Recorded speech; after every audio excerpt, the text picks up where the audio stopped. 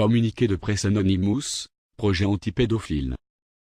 Peuple du monde, ceci est un message d'Anonymous, pour vous informer à propos d'un groupe de gens très influents et dangereux, dont une de leurs activités est le trafic d'esclaves sexuels, et principalement des enfants.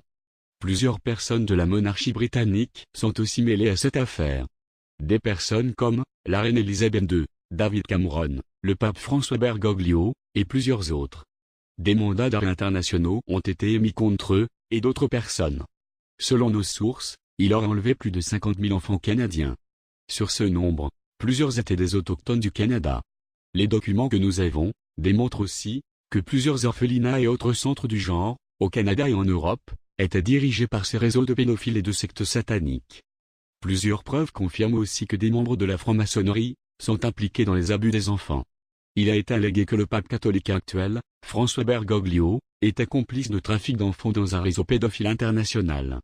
Des victimes qui ont été prostituées durant l'enfance au Vatican se sont déclarées, avec des survivants qui ont affirmé avoir été abusés dans des réseaux pédophiles internationaux.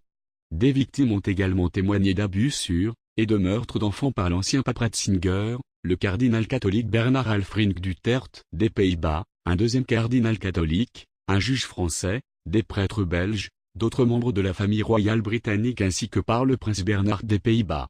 Le 25 février 2013, 6 juges de cette cour de droit coutumier de Bruxelles ont déclaré la reine, Cameron, le pape Ratzinger et 37 autres membres de l'élite mondiale coupables dans la disparition de 50 000 enfants indigents canadiens. Ces affaires ont été engagées par l'International Tribunal into Crime of Church and State, ITCS, Tribunal international sur les crimes de l'Église et de l'État. Le 10 octobre 1964, la reine Elisabeth et le prince Philippe ont été vus emmenant 10 enfants amérindiens de l'internat canadien de Kamloops. Les enfants, âgés de 10 ans, n'ont jamais plus fait parler d'eux.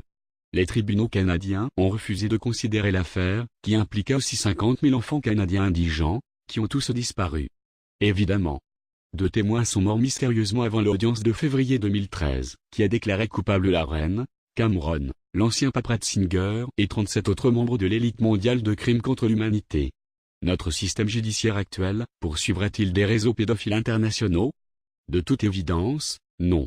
Les efforts de l'ITCS pour procéder à l'excavation de 31 sites de tombes communes d'enfants des 50 000 disparus ont été tenus en échec depuis que le premier d'entre eux a été découvert en 2008. Nous tenons aussi à dire à tous les membres corrompus de l'élite mondiale, ainsi qu'à leur réseau, qu'ils ne sont pas les bienvenus au Canada. Si vous venez sur notre territoire, nous considérons cela comme un acte de provocation. Les autochtones vous ont accueillis avec respect, mais vous avez abusé d'eux et vous les avez maltraités. Vous les avez obligés à perdre leur culture. Nous ne pouvons pas accepter des gens comme vous sur notre territoire, avec tout ce que vous avez causé comme problème. Nous voulons que justice soit rendue. Vous avez kidnappé plus de 50 000 enfants canadiens, pour vos réseaux de pédophiles internationaux, et cela est inacceptable.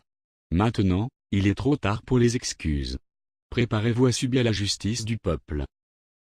Nous sommes Anonymous. Nous sommes Légion. Nous ne pardonnons pas.